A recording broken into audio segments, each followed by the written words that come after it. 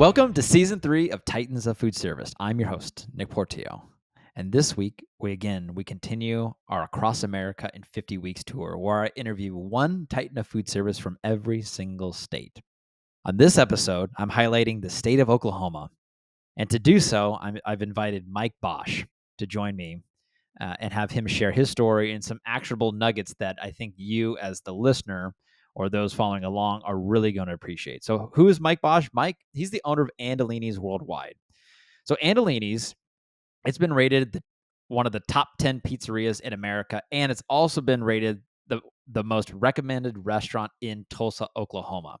So Andolini's Worldwide has grown to include 5 pizzerias, 2 gelaterias, 2 food hall concepts, a food truck, and a fine dining restaurant. On top of that, Mike is also the president of World Pizza Champions. He's the owner and creator of the Unsliced restaurant system, which we're going to get into. And he's also authored and co-authored 2 books.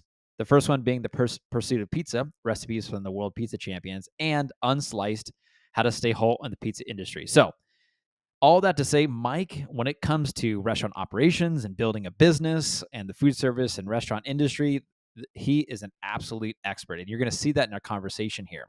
So in the conversation, we're going to talk about how to run a more profitable operation, how to retain and empower top talent, how restaurants can expand locations or units, whatever you want to call them, and how they can effectively market their brand. So whether you own a restaurant or you're a manager, even if you're just in business in general, I think there's a lot of great nuggets that you can take away from this episode that are absolutely actionable. So before we dive into the conversation with Mike, I wanted to take a moment, as I have for the prior episodes, to explore the unique food service scene that is Oklahoma. So Oklahoma, it's known for its rich culinary heritage and diverse flavors. Oklahoma offers a vibrant food service landscape. The state is renowned for its barbecue, chicken fried steak, and farm fresh produce. But did you know that Tulsa, Oklahoma is being recognized as the second best city in the country? That's right. The second best pizza city in the country, right behind New York City. Tulsa boasts an impressive pizza scene with an average rating of 4.65 based on Google reviews for pizza places. Incredible. From classic pizzerias to innovative pizza concepts, Tulsa's pizza landscape is a testament to the city's growing culinary reputation. On top of that, with being the second best pizza city in the country, Mike's Restaurants, Andolini's Worldwide, ranks as the most recommended restaurant in Tulsa. Go in, type in pizza, Tulsa, Oklahoma, and you will see his restaurants pop up. Truly impressive. So, without further ado, let's go ahead and welcome Mike. Hey, Mike. Welcome to the Titans of Food Service podcast. I appreciate you taking time to join me here today. Thank you very much for having me. Yeah. So you're down in Oklahoma. Tulsa, Oklahoma, yes. Nice. I've never been to Oklahoma. I'm here in Southern California, Orange County, and I've been to Texas, been to Mississippi, I've been to Georgia, but never made it to Oklahoma before. Tulsa is the Austin of this state. To put it in Okay. perspective, it's a lot of food, a lot of restaurants, a lot of concert venues. It's a very cool town. I grew up in Jersey and the Bay Area. Our family has lived across America, but I really can't imagine living anywhere else other than Tulsa. It's a really, really cool Nice. city. Nice. I have a good friend. She's going to, or good friend's daughter is going to Oklahoma State and just finished up her freshman year and sounded like she loved it. It's a very solid school. Totally. So tell me, how did you get into the food service industry or the restaurant business? I mean, my story is not I guess not. It is great and not. A lot of people. Oh, I worked for my dad for 30 years. Like, I come from a Marine Corps family. I worked a restaurant in college to help pay for college as an expediter at a high end steakhouse in the Bay Area, and then always had an affinity for pizza and restaurants. But that's not a high bar. Like, everyone kind of does Mm-hmm. who's a halfway decent human. So my brother was getting transferred to Tulsa with his job at the time, Alamo Rent a Car, and he's like, "Hey, do you want to take this bonus of what I'm getting paid to go here and do like a restaurant with it?" I was at law school when he called me at my orientation that I went for 90 minutes to, and I said, "Yeah, I don't want to be here." I had done everything to get to law school. I went to that orientation. I was like, this overwhelming feeling of this isn't where I should be. and Oh my gosh. went to go visit Tulsa for the first time. First time really being in the outside of, like, I had never been to Texas, never been to, I think I had been to Chicago once at that point. So I had lived on the East Coast or the West Coast my whole life. Flew out to Tulsa, checked it out for a week, and then packed up my belongings and drove halfway across America, not to suck at making pizza. So I decided to get as good at restauranting as I possibly could. At the age of 22, I opened a restaurant with limited knowledge and experience. I do not suggest that. Yeah. And now we are 19 and a half years deep. Wow. Okay. That's one way to get into this industry. I always ask people, like, how'd you get into it? And I feel like a lot of people, they kind of stumble upon it or they get into it by accident or whatever it may be. I think when you go through school, you want to be a lawyer, right? Or you want to be a Yeah. doctor. That's kind of like traditional education kind of pushes you towards some of those types of professions. But then you find out, I mean, food service, it's huge. It's, I mean, multi trillion-dollar industry. There's tons of entrepreneurs, especially on the restaurant side. It's an incredible industry to be in for sure. It is, and I think the reason why there's so many people in it is when it comes to something you spend your money on, all of us every day spend our money on food. Now, even if it's at home prepared food, it's still you had to buy groceries. So every day Mhm. we are consuming something. So subconsciously, people are like, wow, I spent money on at a restaurant, they must have all the money because I spend all my money at restaurants. And Right. it's this notion like that that's where to start a business. It's, as everyone knows, it's like an incredibly dumb business with a high failure rate. Yeah. Even so, you have to get extremely good at it. But people will think if I become the best at making food, I win. And I've learned you absolutely have to have incredible food, but that's just like 1/8 of the equation.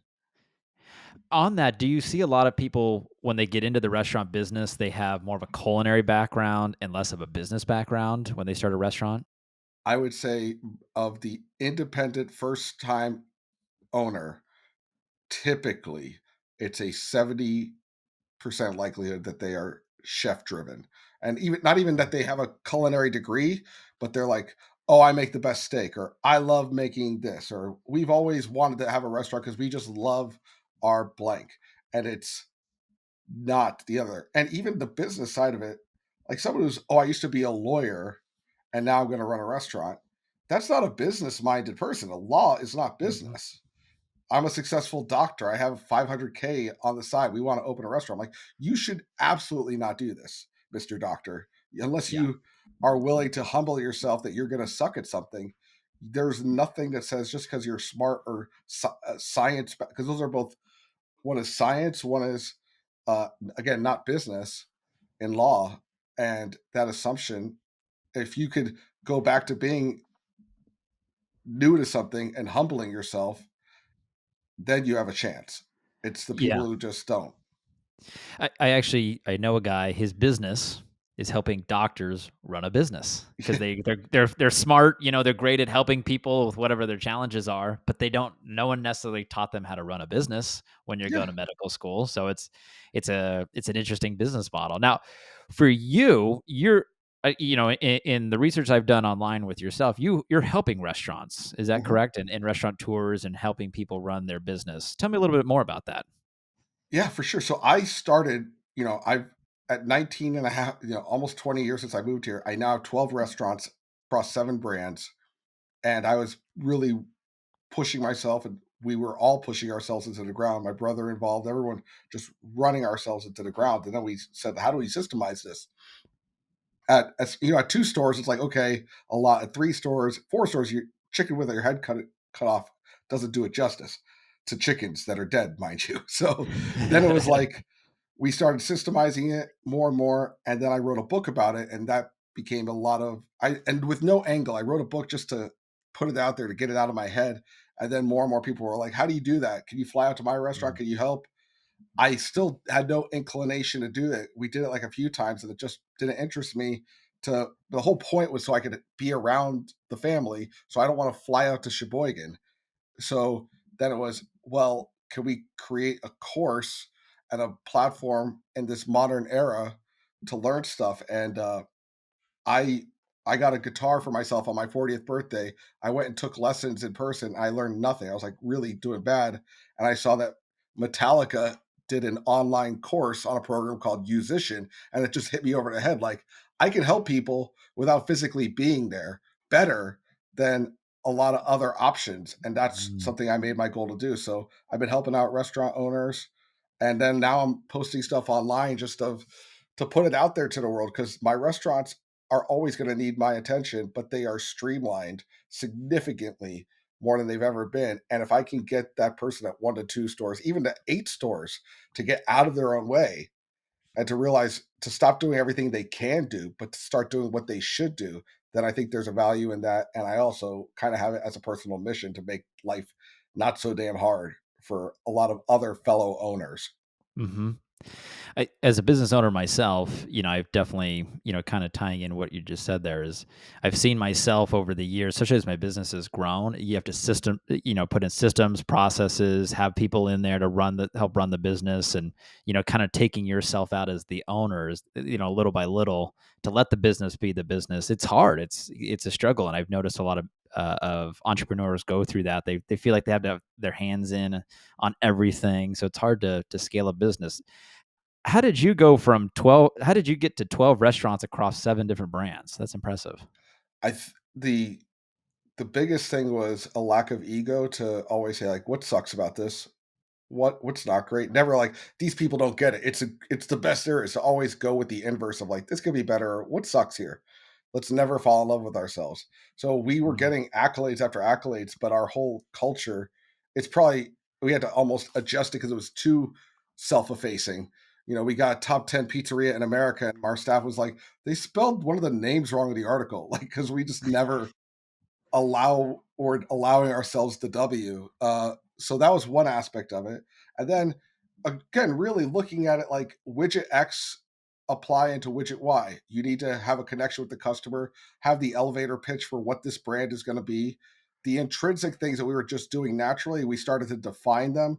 Got with business coach consultants, not restaurant consultants, but business consultants about what was the promise we were delivering on, and then how to systemize that promise. And then it worked with fine dining. It worked at a food hall. It even worked at our airport location. So we're like, okay, this is a system of not just here's the financials, not just here's the recipes, but then what is the intrinsic call to action of the customer, and also what is the staff's meaning, what is their why for why I care about working here, not just well they paid me or I paid you, why are you not killing it. We learned there's a lot more to it than that, and that's how we've grown. Also in Tulsa we have the benefit of kind of being like a Tarantino film where Tarantino can make a movie about basket weaving. I'm going to go see it. Like Yeah. people are saying, "Oh, the Andelini's guys came up with something.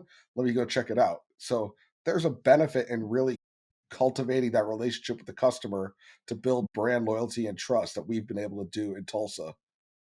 Yeah, that's impressive. When it comes to building brand loyalty, what are some of the things maybe that you teach people about doing that?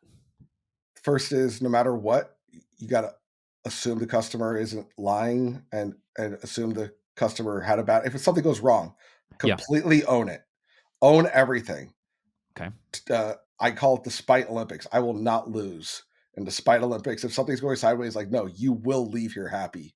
Come hell or high water, I will make sure that happens. So if you need to go about it aggressively, because you're just, I would rather be aggressively kind than aggressively like, they don't get it, blah, blah, blah. One aspect. Then taking the food hyper seriously, but nothing else. Like everything else has to be fun. It has to be chill and cool and let the staff be themselves. Let the staff know they're supported. Another and that goes from leadership of us to then the managers feeling supported and then their supporting staff. Number one reason people will leave is a crappy manager. So Mhm. how do managers move the needle because they feel stoked and then the staff feels stoked and it all comes together well. It's a lot of different spinning plates that we started to lean in on, and all of them have to spin well simultaneously, and then the guardrails to ensure that they keep spinning the proper way.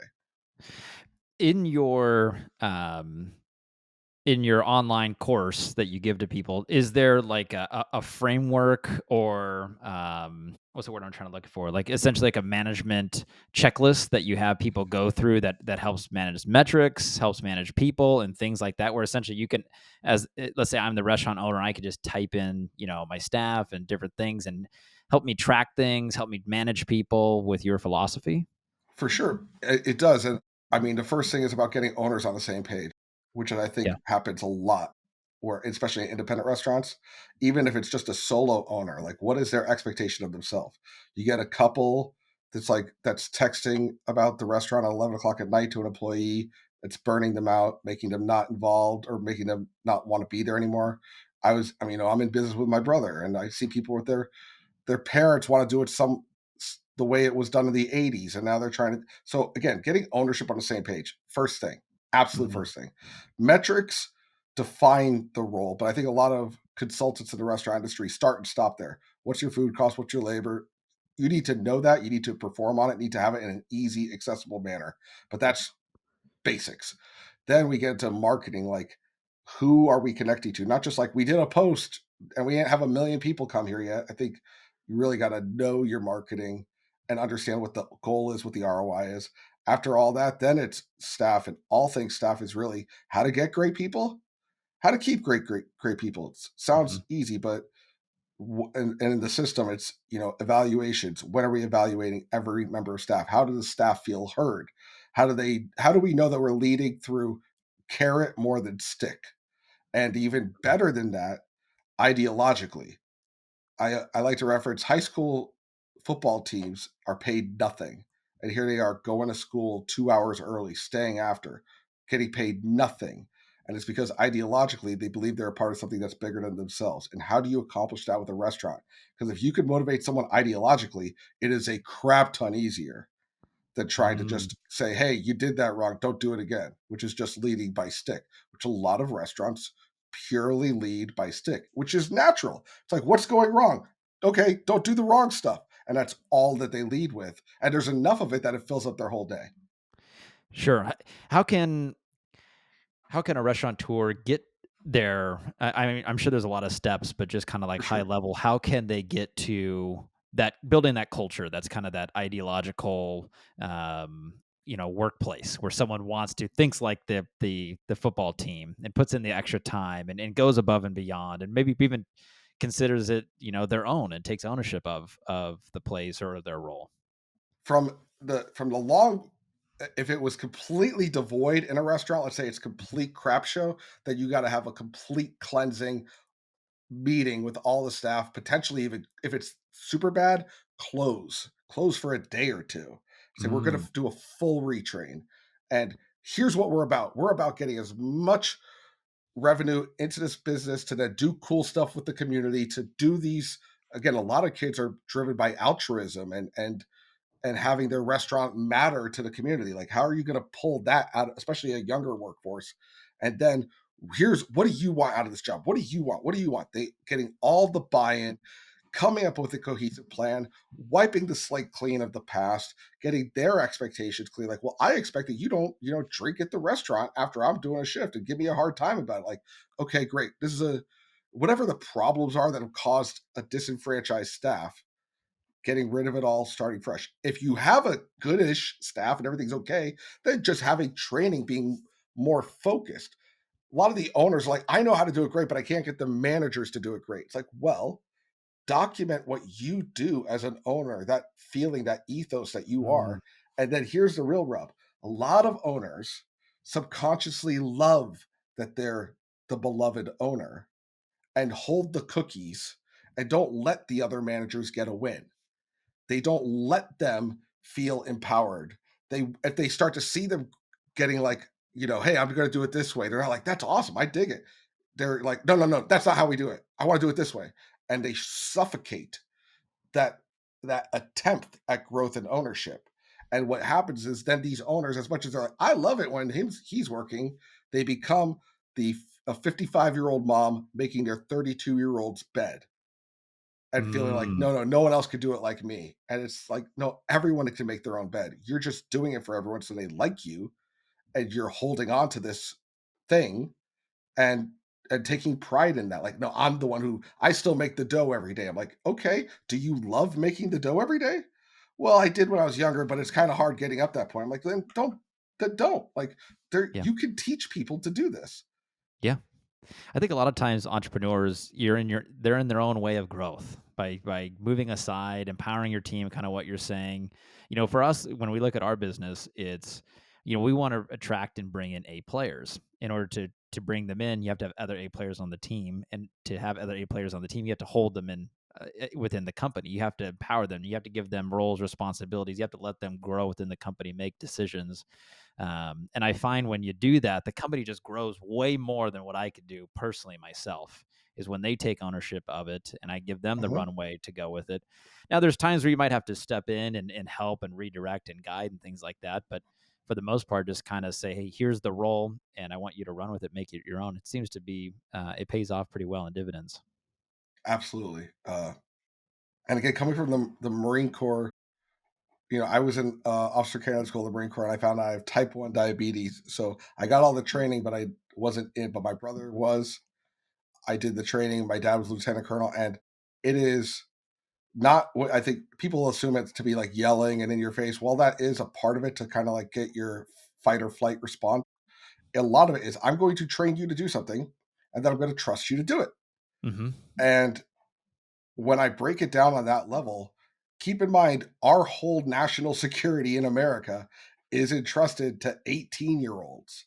And Yeah. here we are being like, well, I don't know if he's going to know how to case the sausage like I do. I'm like, but I'll trust these other 18-year-olds to make sure that I have, no one attacking us on the border throughout the year. So anything could be trained. Yeah. And also assuming and coming from the base that people want to be good, people don't want to suck. If you come from that instead of no one does it right or none of these kids care, if you come from that perspective, if you believe it to be true, it will prove itself to you. Yeah. That's right. I want to go back to one thing that you mentioned, and that's around marketing and return on investment. What are some things that you're teaching the restaurants and the restaurant owners that work with you on marketing? First thing is if you're starting from nothing, the first goal is whether, regardless of the platform, what is the elevator pitch you want your customer saying about you? Okay. Because a lot of places are like, oh, we make this thing. Like, great. I don't see that in any of your messaging or branding. Like, what is the reason why this place is awesome? Like, oh, well, we do a lot of things. Like, what's the thing? What's the reason? Some of them have never thought of it. Some of them absolutely know what it is, but they have it totally hidden as to where it is. So if for us, it's like, oh, we do unique takes on Italian classics, and it is this incredible spin on pizza with an Oklahoma flour, and you have to try the garlic knots. You have to try the DeMarco.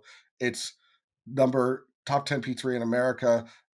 Tulsa is the second best pizza reviewed city in America, only second to New York, and we're the best reviewed pizza in that city. You have to the accolades, and so that's my elevator pitch. Yeah. I want the staff saying that. I want the customers saying that. And if I message top 10 pizzeria, this, and this, and this, and those are all statements of fact. If I'm saying top 10 pizza as reviewed by TripAdvisor, it's not like saying, oh, we're the best pizza in town. You got to try it, which is horse crap. It is an opinionated statement that does not build trust because it's, well, you said it. Why should I believe you? Instead of saying, here's a fact that a different disinterested third party said about us. And here's 20 more just like it. Now we have that built-in marketing.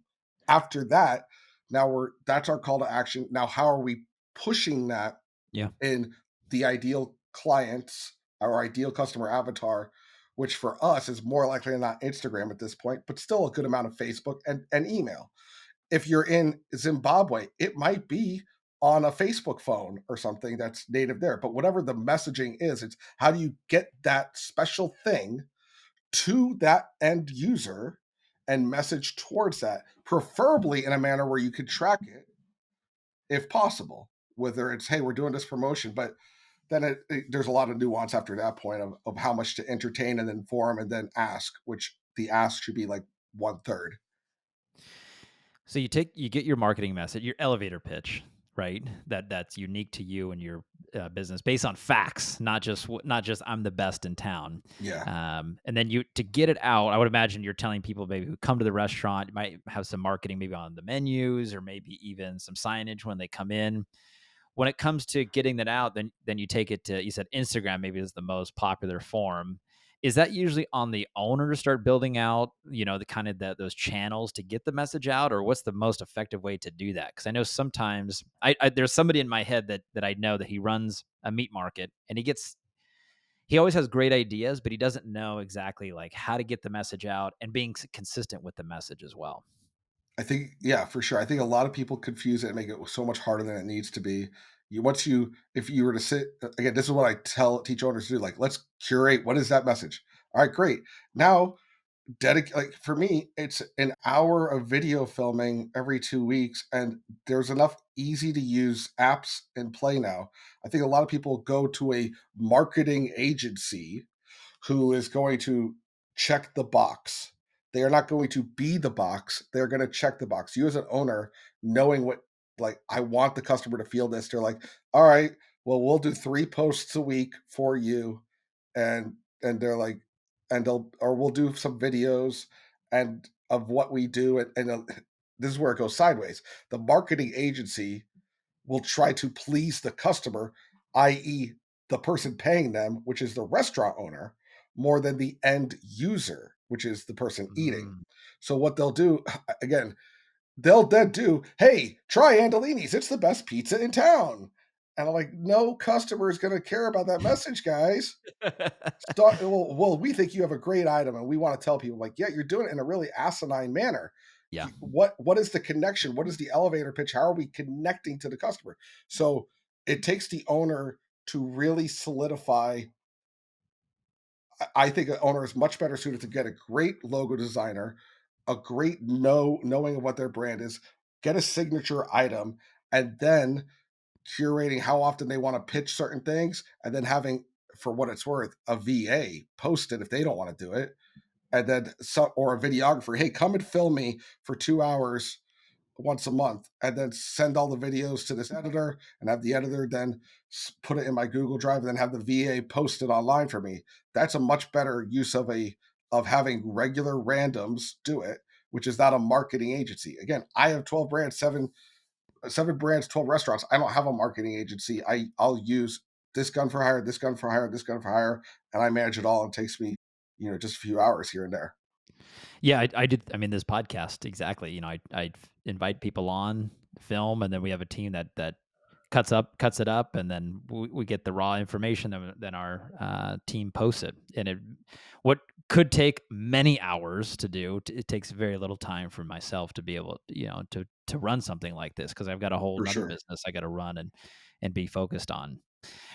When people get into the restaurant industry, let's say they start with one unit and they want to expand to multiple units. What is like, do you have any advice around that of like kind of scaling from 1 to 2 to 3 For sure. or 3 to Yeah. 5, whatever that looks like?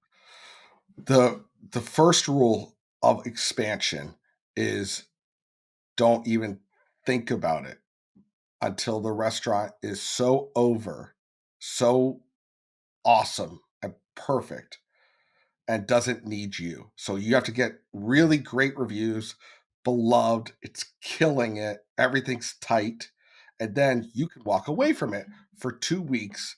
And I have to meet with that guy, and I got to train this person. You got no business going to store two. So it's a good gauge to go. I made it one day without them needing me 2 days. Then if you can go 2 weeks, now you can build up a workforce there. It's also like, are you in the same town, like 20 minutes away from each other, a whole nother state? It's a lot Mm. more doable. Like you're going 20 to 45 minutes away from his first store, and to build up a bullpen of your managers for store two to work store one. That way you could go to store two and they'll know what the game is. Otherwise, you're trying to have people be captain of the football team their first day of freshman year. It's very hard to pull that off. Yeah. It's doable. It's not impossible, but it's very, very hard.